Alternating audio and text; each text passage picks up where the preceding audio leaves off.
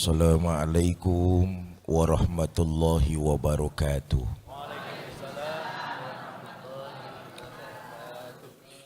Alhamdulillah, salatu wassalamu ala rasulillah, amma ba'du. Yang mulia para ulama, para kiai, para asatiz dan asatizah, yang saya hormati para tokoh masyarakat hadir di tengah-tengah kita, Pak Kades, pengurus yayasan serta DKM Masjid Al-Fajru, ibu bapak, saudara-saudara kaum muslimin yang saya cintai. Manusia adalah makhluk yang fana. Semakin bertambah usia, semakin kurang juga kemampuannya. Ada orang fajar indah makin tua makin lincah. Semakin bertambah usia, semakin lemah. Semakin bertambah usia, semakin kurang kemampuannya. Dituntun pakai nggak mau lagi.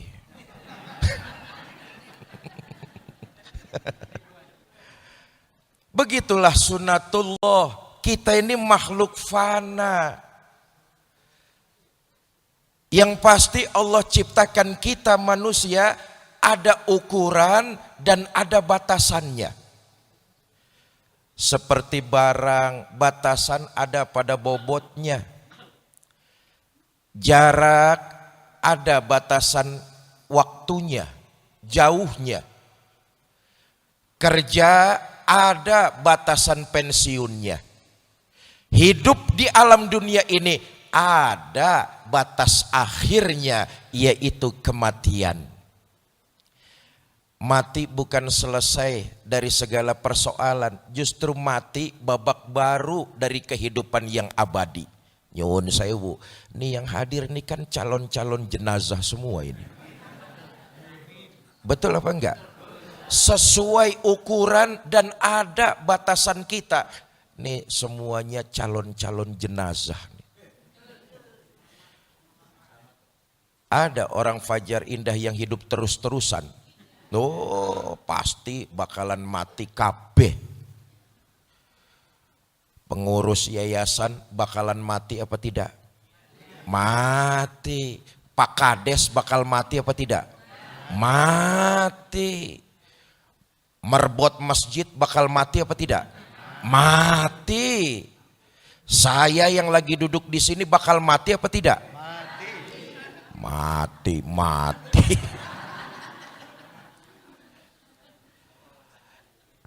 Makanya betul kata baginda Nabi, manusia yang cerdas itu bukan yang titelnya berentet. Manusia yang cerdas itu bukan yang titelnya panjang. Tapi manusia yang cerdas itu kata baginda Nabi, dia mampu melihat masa depannya. Apa masa depannya? Akhirat. Lewat pintu apa? Lewat pintu yang disebut dengan kematian.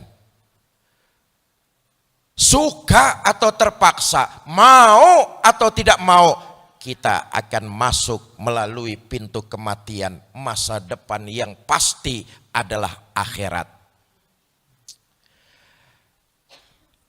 Seorang ulama sufi, Abu Hasan bin Ali Ad-Daqqaq, beliau mertua dari ulama sufi terkemuka juga, Imam Qusairi.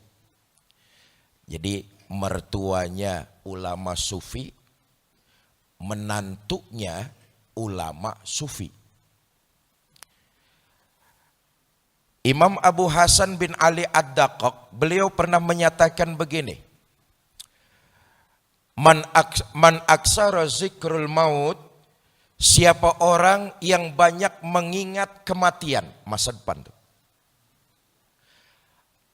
Akramu bisalasatin, maka Allah akan berikan kemuliaan kepada orang tersebut 3 hal.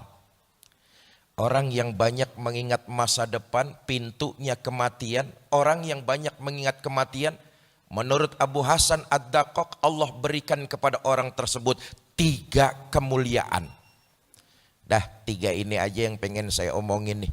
Mudah-mudahan pidato saya di Masjid Al-Fajr selesai dalam waktu 5 menit ini. Pidato di sini sampai jam berapa ini? Maghrib.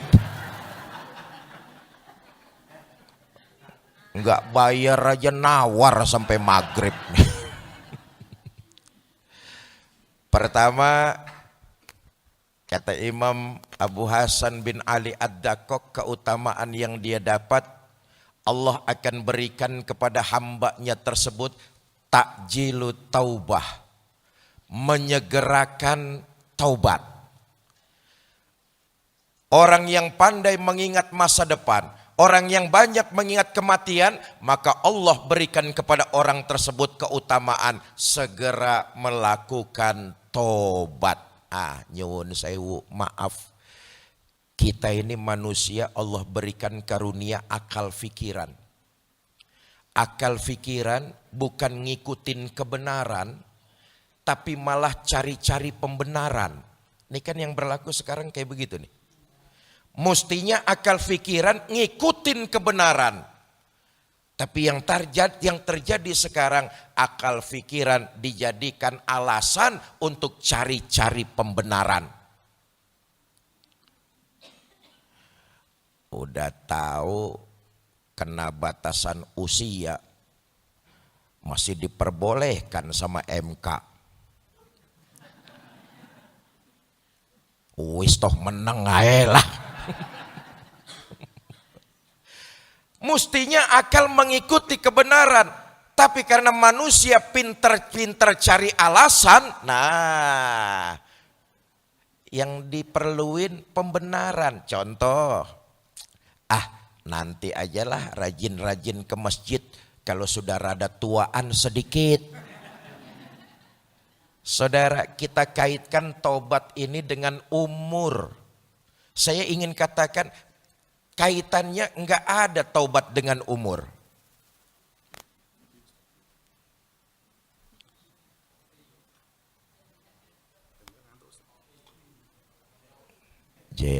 Matur suwun.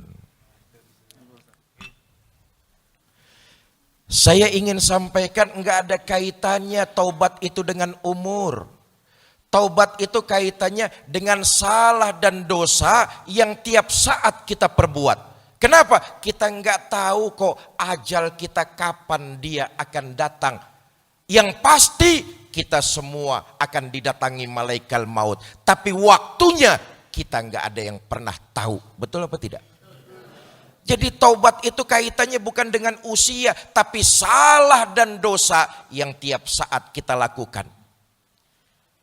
Kita memohon kepada Allah agar diberikan keutamaan untuk segera bertobat sebelum malaikat maut datang menjemput. Kenapa? Saudara, sebelum malam yughargir, sebelum ajal itu sampai di tenggorokan, maka tobat masih diterima oleh Allah. Tapi kalau sudah ajal itu di tenggorokan, tertutuplah pintu tobat. Menyesallah hamba seperti itu abadan abada. Penyesalan yang abadi dan sudah terlambat. Kematian itu kan pasti akan datang menimpa kita. Malaikat maut akan datang menjemput. Kematian pasti akan datang menimpa kita. Walaupun caranya berbeda-beda. Tapi tetap saja ujung-ujungnya kematian. Saya sih masih muda, matinya belakangan. Oh, jangan saudara. Berapa banyak kita saksikan di tengah masyarakat. Kakeknya sudah payah, cucunya yang meninggal lebih dulu. Betul apa tidak? Banyak itu terjadi di masyarakat. Enggak juga yang lebih tua diambil lebih dulu, enggak. Atau yang muda berangkat lebih dulu, enggak.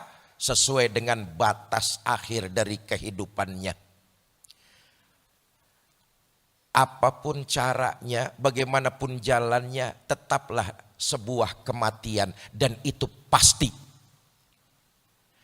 Makanya sabab kematian itu macam-macam. Ada yang sakit mati. Ada yang mandi jatuh di kamar mandi mati. Ada yang lagi jalan di pinggir jalan kejatuhan pensil mati. Pensilnya 2 truk. Modar. Apapun jalannya tetap kematian. Takjilut taubah, menjegerakan taubat. Kenapa? Kaitannya bukan dengan usia, tapi kaitannya dengan salah dan dosa yang tiap saat kita perbuat. Saya mau tanya, jamaah Masjid Al-Fajr yang siang ini datang, ada enggak yang tidak berdosa? Ada apa tidak? Semua kita ini makhluk yang berlumuran salah dan dosa. Betul apa tidak? Saya nih Fikri Zainuddin MZ boleh jadi salah dan dosa saya lebih besar dari ibu bapak semua. Tapi Islam itu agama yang memberikan harapan pasti. Kalau kamu melakukan kesalahan dan dosa, bertobat langsunglah kepada Allah. Zonder calo.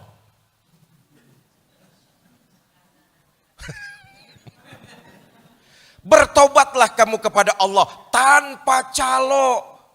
Taubatmu akan diterima oleh Allah Subhanahu wa ta'ala. Memberikan harapan pasti, bukan harapan semu. Saudara, kenapa Islam mendorong pemeluknya agar melakukan segera bertobat dari salah dan dosa?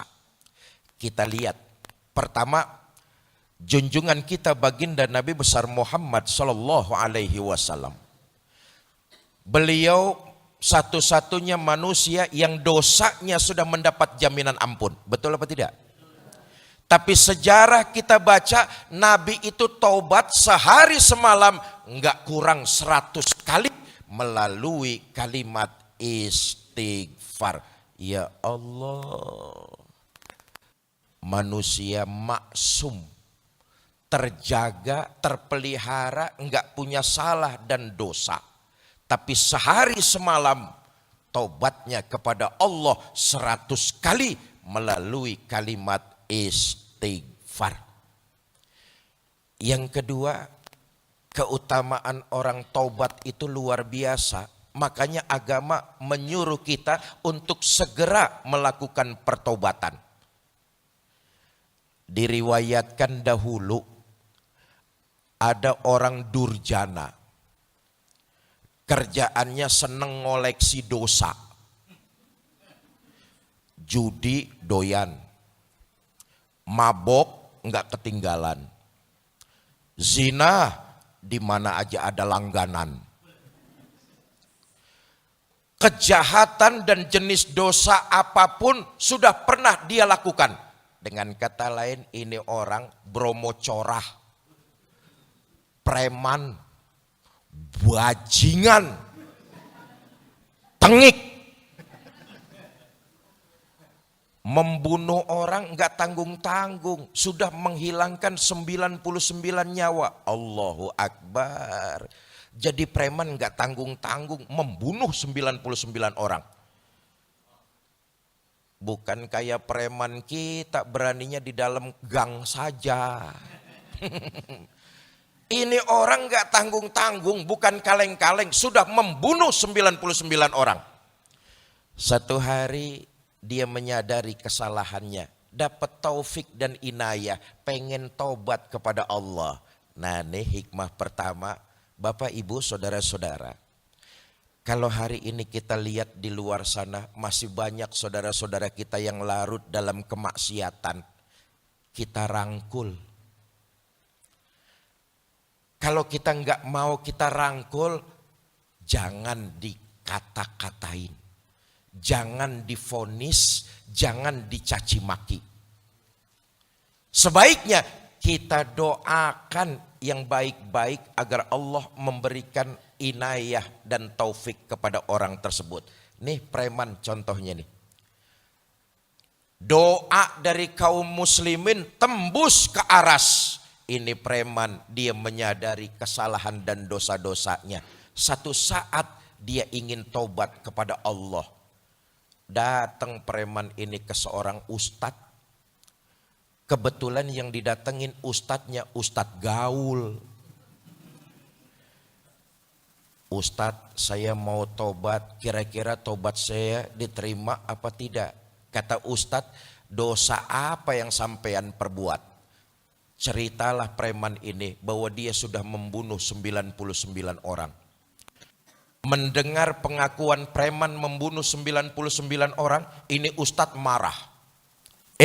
Manusia laknat, nyawa dari Allah, Allah juga yang berhak mencabutnya. Terlalu banyak dosa yang kamu perbuat, tobatmu tidak akan diterima, tempatmu sudah pasti neraka.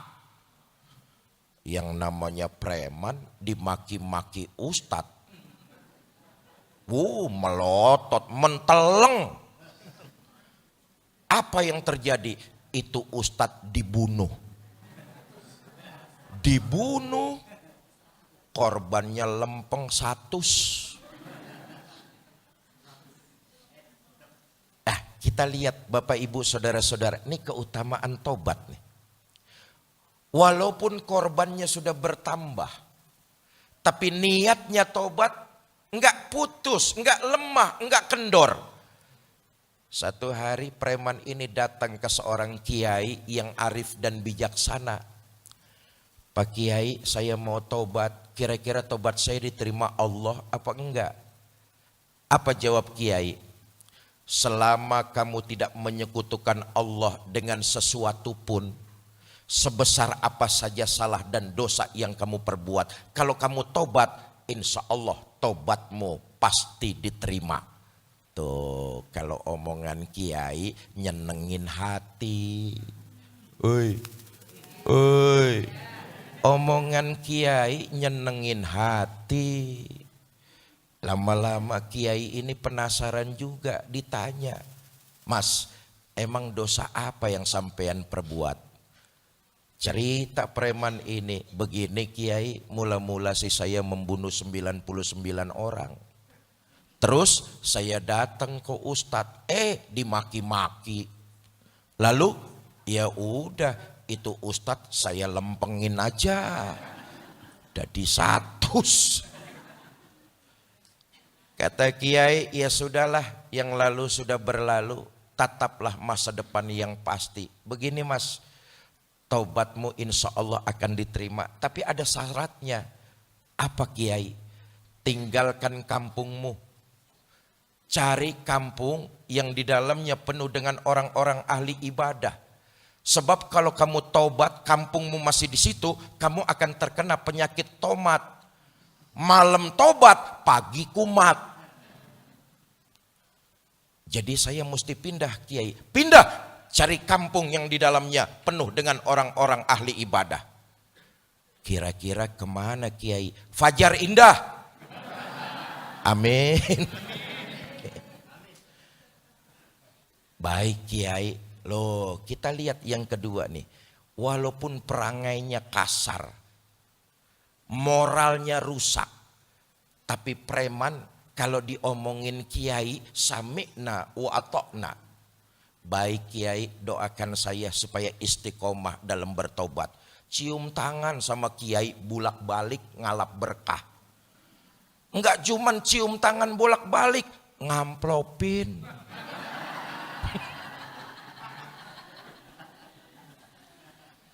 Pulang nih preman, ngepak koper, berangkat pindah, cari kampung yang di dalamnya penuh dengan orang-orang ahli ibadah.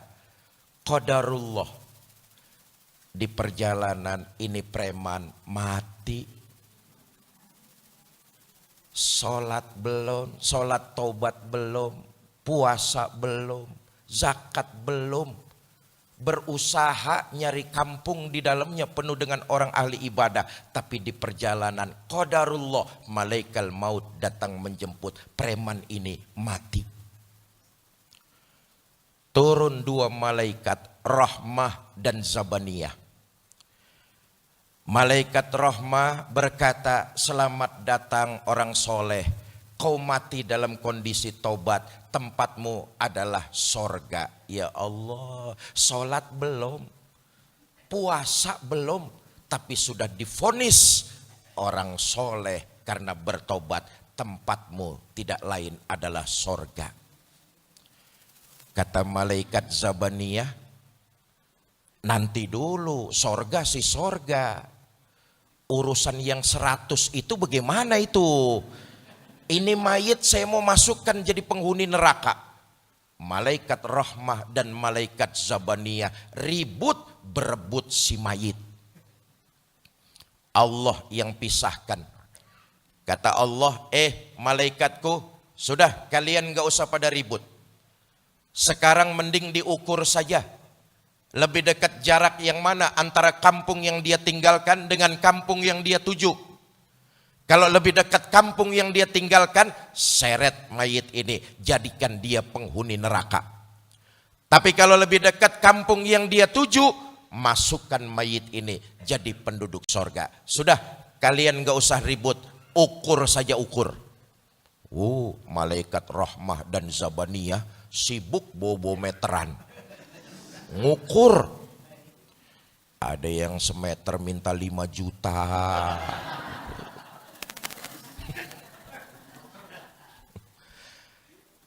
Saudara, atas berkat rahmat Allah, nah ini penting nih. Kalau nanti semua yang hadir di masjid siang ini masuk sorga, amin. Janganlah kita menyangka kita masuk sorga karena pahala sholat kita. Oh jauh, adoh mas, adoh. Kalau nanti kita masuk sorga, jangan kita menyangka karena pahala puasa kita. Adoh, jauh. Yang pasti kalau kita masuk ke dalam sorga, tidak lain dan tidak bukan itu karena rahmat Allah. Atas berkat rahmat Allah, preman ini jaraknya cuma sejengkal. Dia lebih dekat kampung yang dia tuju daripada kampung yang dia tinggalkan. Bedanya cuma sejengkal. Karena keutamaan taubat, Allah takdirkan mayit ini jadi penduduk sorga. Begitulah kata Abu Hasan bin Ali Ad-Daqaq. Orang yang mengingat masa depannya, orang yang mengingat akhirat lewat pintu kematian, maka dia akan diberikan keutamaan takjilu taubah. Satu. Yang kedua, Imam Abu Hasan bin Ali Ad-Daqaq, orang yang banyak mengingat akhirat, keutamaan yang kedua akan diberikan qanaatul qulub, hati yang qanaah. Apa qanaah? Nerimo semua yang terjadi di alam ini atas izin Allah. Dahan saja jatuh ke permukaan bumi, itu semuanya atas izin Allah. Maka orang yang banyak mengingat kematian dalam menjalani hidup ini enggak ngoyo. Enggak ngoyo. Kenapa? Semuanya sudah ditakdirkan oleh Allah Subhanahu. Orang yang memiliki hati qanaah, menerima apa adanya, kelihatan dalam cermin kehidupan. Kalau dia diberikan banyak nikmat, dia akan bersyukur. Kalau dia diberikan ujian, cobaan, masalah, dia bersabar. Itu orang yang memiliki hati qanaah. Saya ulangi, kalau dia diberikan nikmat, karunia, dia akan bersyukur. Sehingga kebahagiaannya enggak melampaui batas. Sebaliknya, kalau dia diberikan bencana, musibah dan masalah, maka dia akan bersabar. Sebagaimana hadis qudsi Allah menyatakan, malam yasbir ala balai walam yaskur ala na'ami. Barang siapa yang tidak bersabar atas bencanaku dan tidak mau bersyukur atas nikmatku, fahruj min tahtid dunya, keluar dari kolong langit. Ya Allah, kita diusir sama Gusti Allah. Kalau enggak bersabar dengan masalah, enggak bersyukur dengan nikmat yang Allah berikan, kita diusir, suruh keluar dari kolong langit. Kalau disuruh keluar dari kolong langit, mau ke kolong mana lagi? Betul apa tidak? Hadis qudsi ini menyatakannya. Siapa orang yang enggak bersabar atas ujian, cobaan, masalah yang aku berikan, lalu siapa orang yang tidak bersyukur atas nikmat karunia yang aku berikan, maka silakan keluar dari kolong langitku, cari Tuhan selain aku. Ya Allah. Maka hati yang qanaah, dia akan tercermin kalau diberikan nikmat dan karunia, dia bersyukur, dia gunakan nikmat dan karunia itu makin mendekat kepada Allah. Kalau dia diberikan bencana, musibah, masalah, maka dia bersabar. Dia jadikan jalan itu mendekat kepada Allah Subhanahu wa ta'ala. Yang kedua. Yang ketiga, Bapak Ibu saudara-saudara, orang yang banyak mengingat kematian, mengingat masa depan, maka kata Imam Abu Hasan bin Ali Ad-Daqqaq, Allah akan berikan semangat untuk menebarkan nilai-nilai kebaikan, semangat untuk beribadah. Tadi ketua yayasan sudah menyampaikan hadis baginda kita Nabi besar Muhammad sallallahu alaihi wasallam. Ada imannya yang selalu bertambah, enggak pernah turun, tapi bertambah terus dia. Iman siapa ini? Imannya para nabi dan rasul. Ada imannya yang di tengah. Imannya siapa ini? Malaikat. Ada iman yang naik turun. Iman siapa ini? Imannya kita nih. Kita naik turun imannya tuh. Kalau lagi tanggung bulan, imannya tinggi tuh. Lagi belum gajian, imannya tinggi tuh. Ngelihat masjid, maunya mampir aja iktikaf di dalam. Tapi begitu tanggal muda, udah nerima gajian, ngelihat masjid, melengos. Imannya lagi turun tuh. Yazid wa yankus. Bertambah dan kadang-kadang menurun. Bagaimana Ustadz supaya iman yang sudah meningkat makin bertambah? Nah, kalau ini kita kudu cari teman yang semangat dalam ibadah. Paling tidak kita harus mengingat masa depan kita yang pasti melalui kematian. Kalau kita sering mengingat kematian, maka paling tidak iman kita akan terus flat.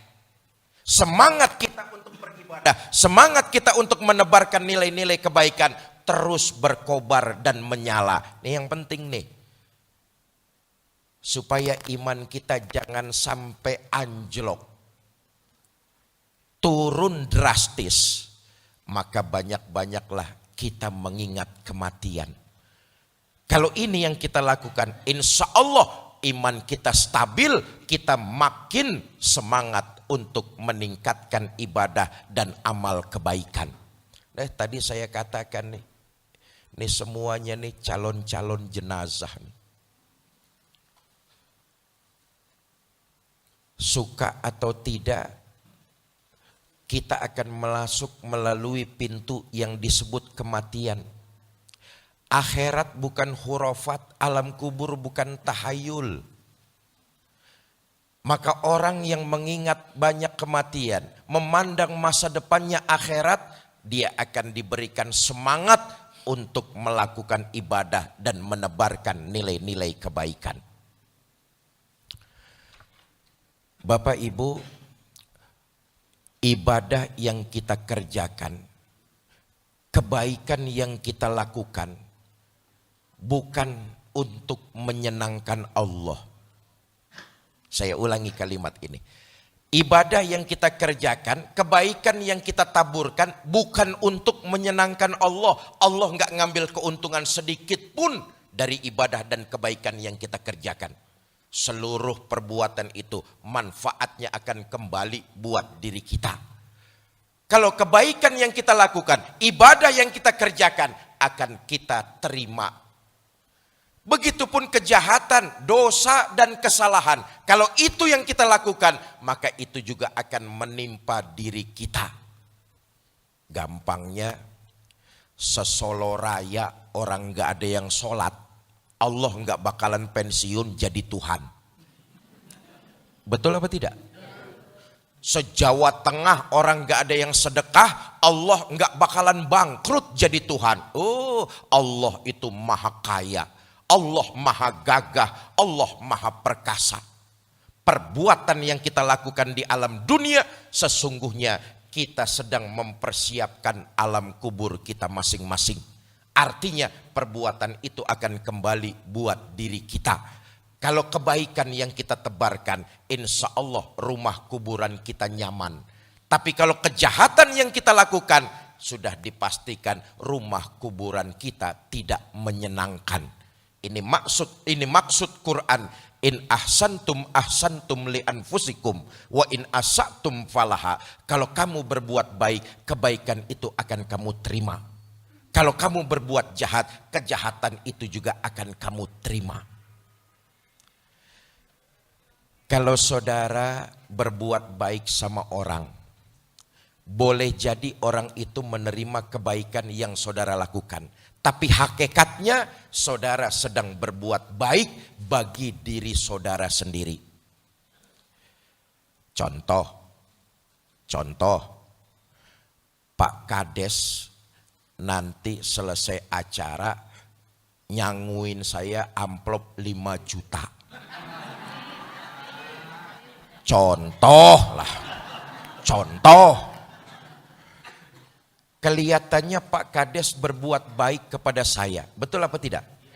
Tapi sesungguhnya Pak Kades sedang berbuat baik bagi dirinya sendiri. Apapun perbuatan yang kita lakukan, sesungguhnya kita sedang menyiapkan rumah kuburan kita masing-masing. Nah, itu yang tadi saya maksud. Nih calon-calon jenazah.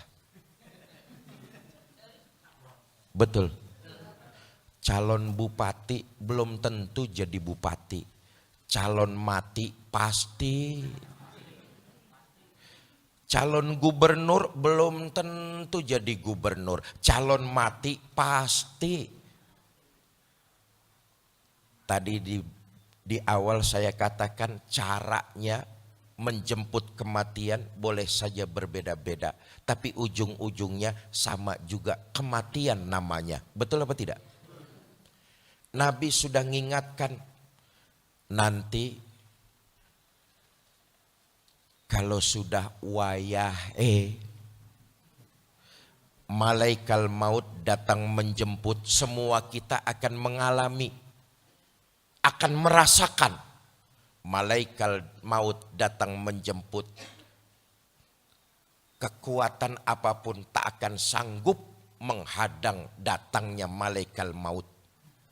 Dicabutlah ruh kita, terbujur kaku jasad kita. Jasad ini berharga karena di dalamnya ini ada ruh. Saudara dihormati orang, saudara disanjung orang, saudara dikancane orang, itu karena di dalam jasad saudara ada ruhnya. Itu yang membuat jasad kita berharga. Contoh paling gampang nih, tuh yang duduk di sebelah saudara. Mau nemenin duduk di sebelah saudara karena di dalam jasad saudara ada ruhnya.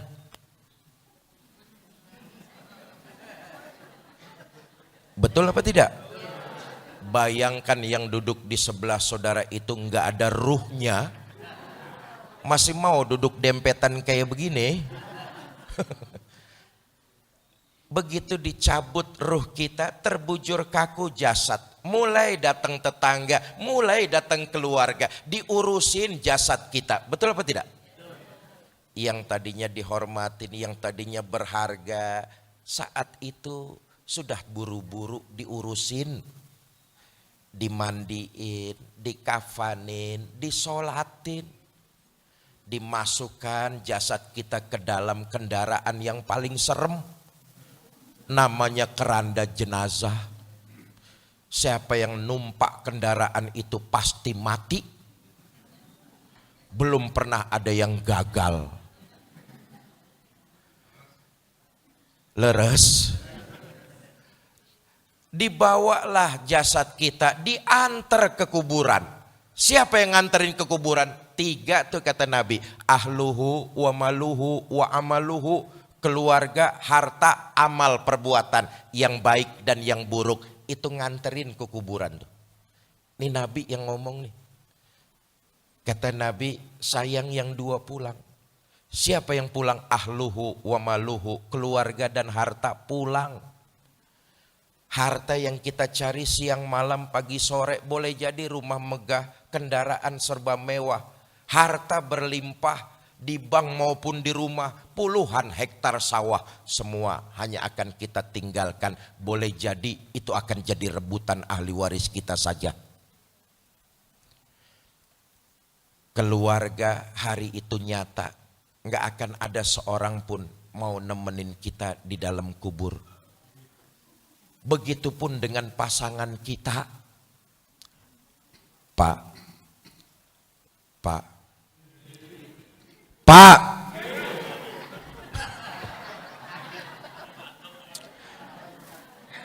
Maaf ya kalau bapak-bapak nih nanti mati duluan. Jangan mengharap istri mau nemani masuk ke dalam. Bagaimanapun cintanya istri sama kita, manis di bibir nggak sesuai dengan kenyataan. Loh bener loh Pak, dimasukkan jasad kita ke dalam kubur, ditutup dengan papan, diuruk pakai tanah. Bagaimanapun cintanya istri, dia cuma berdiri di tepian liang lahat, berlinang air mata sambil berkata, Mas sampai sini aja saya ngantar, mudah-mudahan sampean betah di dalam, nggak usah naik-naik lagi Mas. Bagaimanapun cintanya istri nggak bakalan mau nemani, itu fakta loh. Betul? Bu, sekarang kalau ibu-ibu yang mati duluan, jangan mengharap suami mau nemani masuk ke dalam. Apa suami nggak sedih ditinggal mati istri? Nah, ibu jangan salah sangka. Kami ini para suami apabila ditinggal mati istri tentulah kami bersedih. Kenapa?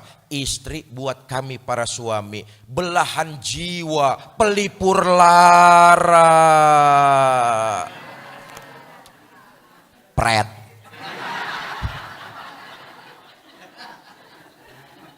Apa suami nggak nangis ditinggal mati istri? Ibu jangan salah sangka, kami para suami kalau ditinggal mati istri bercucuran air mata. Mata yang kanan, mata yang kiri melotot nyari mana gantinya ini. Nyatalah yang masuk menemani kita jadi bekal kita di alam kubur, perbuatan yang pernah kita lakukan di alam dunia. Artinya manfaat perbuatan baik akan kembali kepada kita. Keburukan yang kita lakukan akan berpulang juga menimpa kita. Saya katakan kebaikan yang kita lakukan bukan untuk menyenangkan Allah, tapi manfaatnya kembali buat diri kita. Orang yang ibadahnya berhasil, kelihatan dalam kehidupan sehari-hari. Dia akan gemar, semangat menebarkan kebaikan kepada siapapun juga. Maaf nih, maaf. Banyak di antara kita yang dalam mengerjakan ibadah cuma sekedar menggugurkan kewajiban. Apa buktinya Ustadz? Kelihatan di tengah masyarakat kalau mau berbuat baik sering pilih kasih dan pandang bulu. Itu mengerjakan ibadahnya hanya sekedar menggugurkan kewajiban. Tapi kalau ibadahnya dilakukan sepenuh jiwa, ibadah akan membentuk kepribadian. Selesai dia dari melaksanakan ibadah, kembali dalam kehidupan bermasyarakat, dia tebarkan nilai-nilai kebaikan. Enggak pernah pilih kasih dan pandang bulu. Karena dia yakin betul kebaikan itu manfaatnya akan berpulang buat dirinya sendiri. Maaf nih, kita berbuat baik sering pilih kasih dan pandang bulu. Hei, hei. Ngapain saya bantuin kamu? Kamu bukan keluarga saya. Ngapain saya tolongin kamu? Kamu kemarin gak nyoblos saya? Padahal orang yang sholatnya berhasil, ibadahnya berhasil, dia kembali ke kehidupan di tengah masyarakat, menebarkan kebaikan, gak pernah pilih kasih dan gak pernah pandang bulu. Kenapa? Dia sadar betul perbuatan apapun itu akan kembali buat dirinya sendiri. Nah, 3 ini Imam Abu Hasan bin Ali Daqqaq. Pertama, menyegerakan taubat. Yang kedua, hati yang nerima. Yang ketiga, semangat dalam beribadah. Bapak Ibu mau mensegerakan bertaubat? Oh, yang jawab 30 orang. Ini yang hadir ada 50 orang ini. 100 orang. 150 orang. 1.500 orang. Campur yang goib di sawah-sawah. Bapak Ibu saudara-saudara mau menyegerakan taubat? Mau menebarkan kebaikan? Mau memperbanyak ibadah? Saya tes sore ini bersama dengan saya. Saudara-saudara mau ikut sedekah? Bawa uang? Berapa? Mangewu. Masuk kebun binatang saja tiketnya sudah 50.000. Itu lihat monyet. Masa lihat Fikri Zainuddin MZ mangewu. Mahalan monyet ketimbang saya itu berarti. Dah kita tahulah orang Fajar Indah tuh paham semua. Yang namanya sedekah tuh kan yang penting ikhlasnya. Betul apa tidak? Soal besarnya mah nomor 1. Buat apa sedekah kecil kalau enggak ikhlas? Mendingan sedekah besar tapi ikhlas. Ada ibu-ibu ngomong, Ustadz saya pengen ikut sedekah tapi dilalah. Siang ini carry. Enggak bawa uang dari rumah. Bu, siang ini dan seterusnya. Kalau mau datang ke masjid, kalau mau datang ke majelis taklim, biasakan bawa duit. Oi, nih semuanya nih mau ke akhirat, betul apa tidak? Enggak bawa duit, nekat. Kita mau rekreasi ke Tawangmangu, bawa uang 2 juta, masih khawatir takut kurang, betul apa tidak? Loh, perjalanan kita panjang, negeri akhirat. Maka Islam menyuruh kita jadi wong sugih. Dengan kekayaan kita bisa melakukan berbagai macam amalan-amalan ibadah. Islam nyuruh kita harus punya jabatan, kekuasaan. Dengan jabatan kita bisa membantu mereka yang lemah dan mereka yang tertindas. Itu semua kita jadikan sarana untuk beribadah kepada Allah Subhanahu wa taala. Dah, ibu yang terlanjur nggak bawa uang nggak apa-apa. Nanti petugas kotak amal sampai depan ibu pinjem dulu sama tetangga sebelahnya. Kalau tetangganya sama-sama carry nggak bawa uang karena lupa, ya sudahlah, ibu pura-pura saja masukin tangan ibu ke dalam kotak amal. Tapi jangan ngambil yang di dalam. Mana petugas, sudah siap? Sini petugas, dimulai dari saya dulu. Saterstu, tolong dibantu.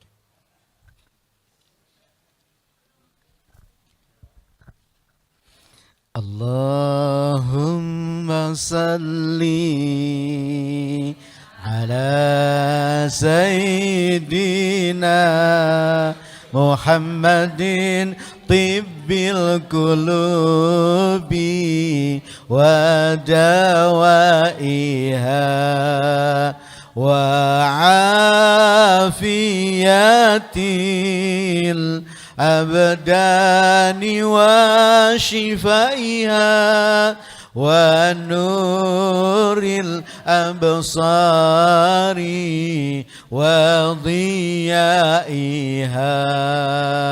wa ala alihi wa sahbihi wa sallim.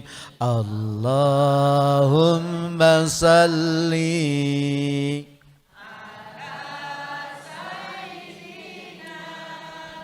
Muhammadin tibbil qulubi wa dawaiha wa afiyatil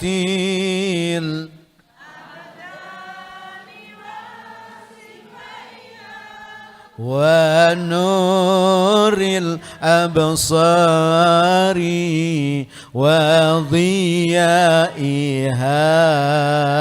wa ala alihi wa sahbihi wa sallim. Allahumma salli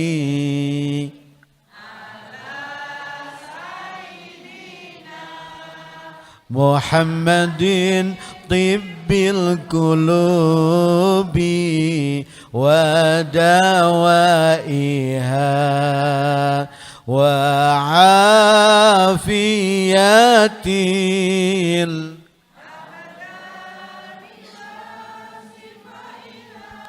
wa nuril absari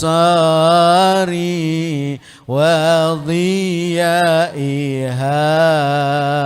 wa ala alihi wa sahbihi wa sallim. Allahumma salli wa sallim wa barik alaih. Bapak Ibu, saya hanya mengingatkan, tidak bermaksud menggurui. Mulai sore ini dan seterusnya, kalau kita melakukan amalan yang dianjurkan oleh baginda Nabi, yaitu amalan sedekah, maka niatkan pahala sedekah yang kita lakukan, pahalanya kirim buat keluarga tercinta yang sudah meninggal dunia. Tanpa mengurangi pahala kita, tapi keluarga kita yang kita niatkan pahalanya buat mereka, luar biasa senangnya. Semua kita punya keluarga, betul apa tidak? Semua kita pasti punya orang tua, ibu dan bapak. Kalau mereka masih ada, terus berbakti. Kalau mereka sudah tidak ada, kirimkan doa dan khusus pahala sedekah yang kita lakukan di alam dunia. Apa yang kita miliki hari ini, apa yang kita rasakan sekarang ini, apa yang kita punya hari ini, itu karena perjuangan dan pengorbanan ibu dan bapak kita. Tanpa mereka kita bukan siapa-siapa. Tanpa mereka kita bukan apa-apa. Andai kata dunia dan isinya kita persembahkan kepada ibu dan bapak untuk membayar jasa mereka, tak akan terbayar jasa mereka. Bapak yang membesarkan kita,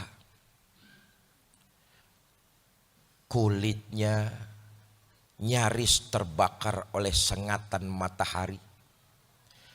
Ketika musim hujan, waktunya beliau keluar mencari nafkah untuk menghidupi kita anak-anaknya.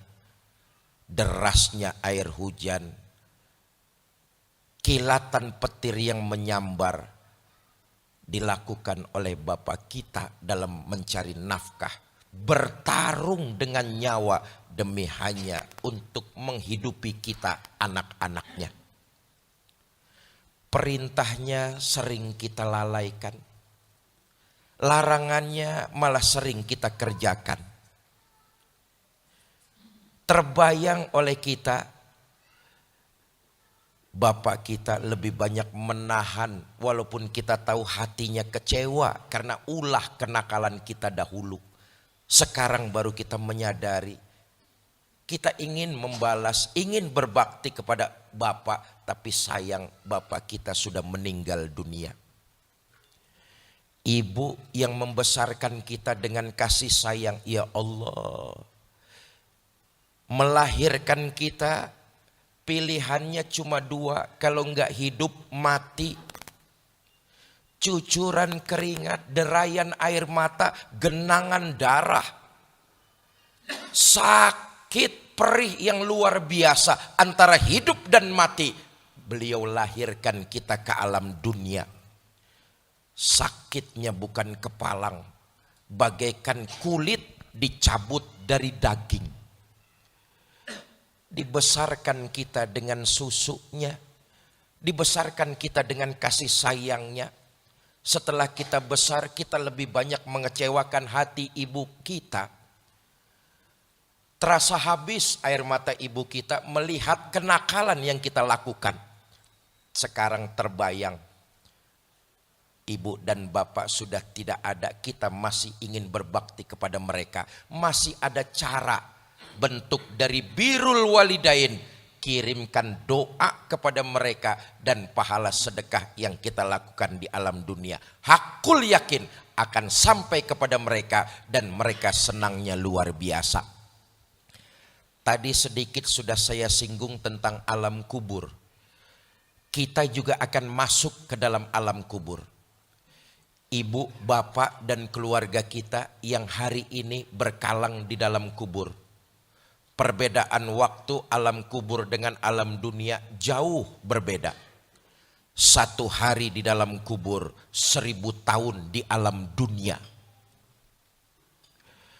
Kalau kemarin 1 hari sebagai anak kita terlalu sibuk ngurusin dunia, tidak mengirimkan doa apalagi pahala sedekah buat ibu dan bapak kita, mereka itu mengharap selama 1000 tahun. Kalau 3 hari kita nggak ngirimkan doa dan pahala sedekah kepada mereka, mereka mengharap selama 3000 tahun. Andai kata 1 minggu kita nggak kirimkan mereka doa, mereka itu mengharap selama 7000 tahun. Untung ada Sayyidul Ayyam, hari Jumat. Ketika khutbah kedua, khotib di mimbar berdoa, Allahumma gfir lil muslimina wal muslimat, mu'minina wal mu'minat, al ahya'i minhum. Orang-orang tua macam itu yang dilupakan oleh anak-anaknya masih dapat kiriman doa dari kaum muslimin dan muslimat. Tapi sayang, cuma 7000 tahun sekali.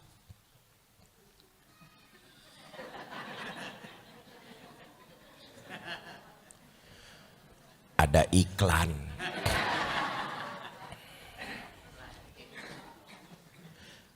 Orang-orang tua yang gak dipedulikan oleh anaknya, 1 minggu masih dapat kiriman dari kaum muslimin dan muslimat. 1 minggu dalam kurun waktu dunia di alam kubur 7.000 tahun.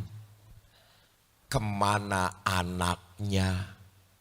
Oi, oi, kemana putune? Saudara, benar ini. Kalau sekarang kita bisa menikmati buah kelapa, itu karena dulu kakek, eyang, leluhur kita, mereka yang tanam pohon kelapanya. Boleh jadi mereka nggak sempat menikmati buah kelapa itu. Mereka berkorban buat kita. Setelah mereka berkorban buat kita, kita menikmati buah kelapa. Haruskah kita tidak memperdulikan mereka? Berkalang di dalam tanah, kita diamkan saja. Padahal mereka sangat mengharapkan kiriman kita yang masih hidup di alam dunia dari anak keturunannya. Makalah Arab menyatakan ma fil abna. Bagaimana orang tua, begitulah anaknya. Apa yang akan dilakukan orang tua pasti akan dikerjakan anak-anaknya. Kalau orang tuanya rajin mengirimkan doa kepada leluhur-leluhurnya, satu saat pasti anak keturunannya akan melakukan hal yang sama, mendoakan orang tuanya juga. Tapi kalau orang tuanya cuek saja, tidak peduli kepada leluhur-leluhurnya, jangan mengharap satu saat nanti anak cucu keturunannya akan melakukan hal yang sama juga. Apa yang kita niatkan melalui amalan sedekah, hakul yakin akan sampai kepada keluarga dan orang-orang tua kita pahala itu. Dahulu diceritakan ada seorang ibu ditinggal mati anak gadis semata wayangnya. Karena punya anak gadis cuma semata wayang, ini ibu kepikiran, siang terbayang, malam terkenang.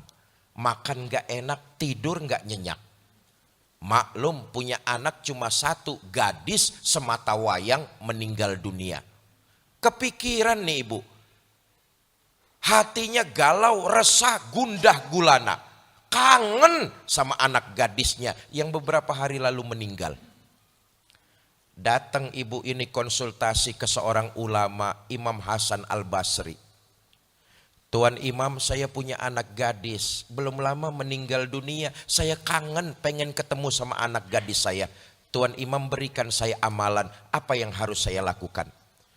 Kata Imam Hasan Al-Basri, ibu nanti malam selesai sholat sunnah, selesai sholat isya, sholat sunnah 4 rakaat.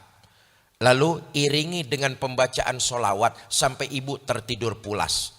Dikerjakan amalan ini. Selesai sholat sunnah, si ibu baca sholawat sampai dia tertidur pulas. Dalam tidur Allah takdirkan si ibu ini mimpi ketemu sama anak gadis semata wayangnya. Rindu yang beberapa hari menggebu terbayar sudah. Tapi sayang, untung tak dapat diraih, malang tak dapat ditolak. Dalam mimpi si ibu melihat jelas anak gadis semata wayangnya sedang disiksa di dalam kuburnya. Orang tua mana yang sanggup menyaksikan anaknya disiksa? Pagi-pagi si ibu ini datang ke rumah Imam Hasan Al-Basri, laporan. Tuan Imam, amalan Tuan Imam semalam saya kerjakan. Alhamdulillah saya ngimpi ketemu anak gadis saya. Tapi dalam mimpi kenapa saya lihat jelas betul anak gadis saya sedang disiksa di dalam kuburnya. Tuan Imam berikan saya amalan lagi. Apa yang harus saya lakukan? Minimal mengurangi siksa kubur anak gadis saya. Kata Imam Hasan Al-Basri, ibu sedekah saja sesuai dengan kemampuan. Punya tenaga, punya ilmu, punya makanan, punya uang, sedekahkan. Pahala sedekahnya kirim buat anak gadis ibu yang sudah meninggal dunia. Pulang nih ibu. Hari berganti datang minggu, minggu pergi berganti dengan bulan. Si ibu enggak datang-datang lagi ke rumah Imam Hasan Al-Basri. Satu malam Imam Hasan Al-Basri tertidur. Dalam tidur beliau mimpi. Ketemu gadis cantik. Wahyu. semok. Apa meneh? Imam Hasan Al-Basri dalam tidur mimpi ketemu gadis cantik berdiri di depan gedung megah dan mewah, pakai mahkota berlapiskan emas, bertahtakan berlian, intan dan mutiara. Kagum Imam Hasan Al-Basri. Gadis itu datang mendekat, Tuan Imam kenal nggak sama saya? Kata Imam Hasan Al-Basri, saya nggak kenal. Tuan Imam, beberapa hari lalu datang seorang ibu minta amalan. Tuan Imam berikan amalan sedekah. Tuan Imam, itu ibu saya. Satu hari ibu saya melakukan amalan sedekah sepotong roti. Ya Allah, sepotong roti. Pahala sedekahnya diniatkan buat saya. Alhamdulillah, sedekah itu jadi wasilah terbukanya pintu rahmat Allah. Saya terbebas dari siksa kubur. Alam kubur yang keluarga kita tempati sekarang ini, dan yang pasti akan kita tempati juga, pilihannya cuma dua. Ada nikmat kubur, ada siksa kubur. Mudah-mudahan keluarga dan orang-orang tua kita, mereka mendapat nikmat kubur. Amin. Tapi kalau Allah takdirkan mereka enggak dapat nikmat kubur, tinggal tersisa satu, siksa kubur. Doa dan kiriman pahala sedekah dari kita keturunannya yang masih hidup di alam dunia itu sangat meringankan mereka. Dan kita memohon kepada Allah, jadikan itu wasilah agar kubur mereka Allah jadikan raudhah min riyadil jannah. Nah, Bapak Ibu saudara-saudara, ini hari saya ke Jumat Sabtu, hari kedua saya muter di Solo Raya, insya Allah sampai hari Senin, 4 hari. Kebetulan putaran ini saya nggak bawa istri. 4 hari nggak bawa istri, baru 2 hari endasnya mumet loh Pak.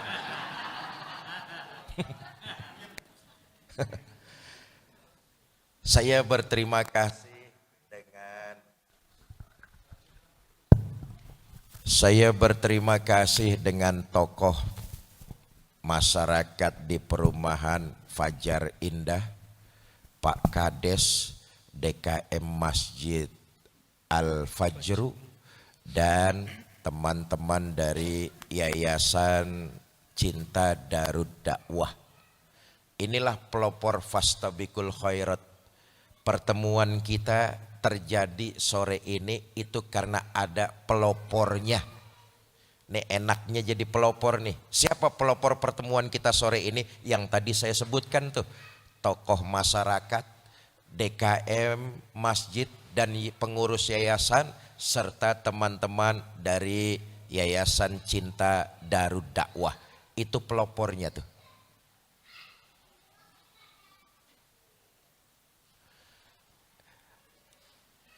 Jumlah yang hadir nggak bakalan kekurangan pahalanya. Kalau yang hadir hari ini 150 orang, insya Allah nggak bakalan kurang pahalanya. Tapi pelopor yang menyebabkan pertemuan kita sore ini, mereka juga kebanjiran pahalanya. Itulah enaknya jadi pelopor kebaikan. Maka dianjurkan oleh baginda Nabi. Kata Nabi, man sanna sunnatan hasanatan.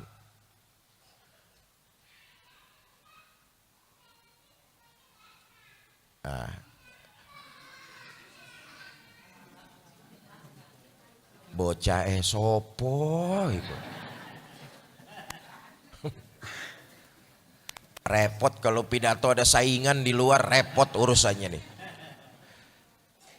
Ini motivasi kita nih supaya terus bersemangat dalam menebarkan kebaikan. Kata Nabi, man sanna sunnatan hasanatan falahu ajruha wa ajru man amila biha. Siapa orang jadi pelopor kebaikan, dia dapat pahala. Lalu ada orang yang mengerjakan kebaikan itu, orang yang mengerjakan dapat pahala, si pelopor masih kebagian pahalanya juga. tuh enaknya tuh. Oi. Oi. Ayo semangat kita menebarkan kebaikan. Tiap kita jadi pelopor-pelopor kebaikan. Saudara, ini asarnya jam berapa ini Pak?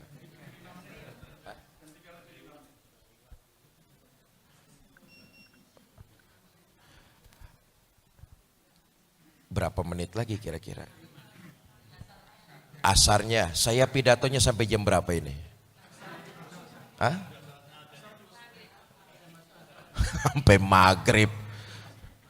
Nah, kita jeda dulu nanti kumandang azan asar ya. Kata Nabi, man sanna sunnatan hasanatan falahu ajruha wa ajru man amila biha. Ini hadis supaya kita jadi pelopor kebaikan. Contoh, Bapak Ibu jamaah dapat rejeki bikin syukuran. Entah nikahin anak, entah pindah rumah, atau tasmiyah cucu. Bikin saja pengajian, undang tetangga kiri kanan depan belakang.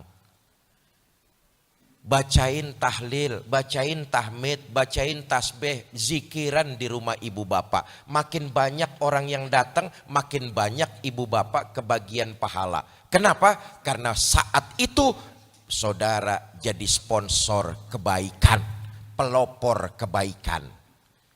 Kalau dirasa pengajiannya masih kurang, undang ustadz lokal. Ustadz lokal, jangan ustadz internasional, ustadz lokal saja. Umpamanya ngundang Haji Fikri, umpomo lah. Tapi lihat sebaliknya, kalau kita jadi pelopor kejahatan, nauzubillah, summa nauzubillah. Saudara bikin syukuran, lalu nanggep organ tunggal. Bukan soal musiknya, ini masih ikhtilaf. Tapi saudara bisa enggak menjamin ketika musik bermain, ada yang melakukan kemaksiatan, terjadi perjudian, terjadi mabuk-mabukan, terjadi perzinahan, bahkan terjadi pembunuhan. Pelakunya dapat dosa, kita masih juga kebagian dosanya. Kenapa? Saat itu kita jadi pelopor kejahatan. Nauzubillah min. Nih pelopor-pelopor kebaikan. Sudah masuk waktunya?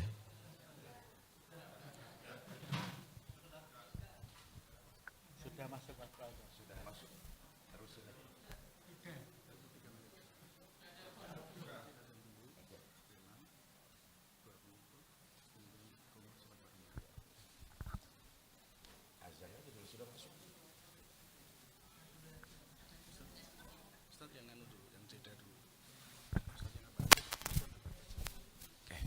Bapak Ibu, kita jeda dengarkan kumandang azan, habis itu kita lanjutkan kembali nggih.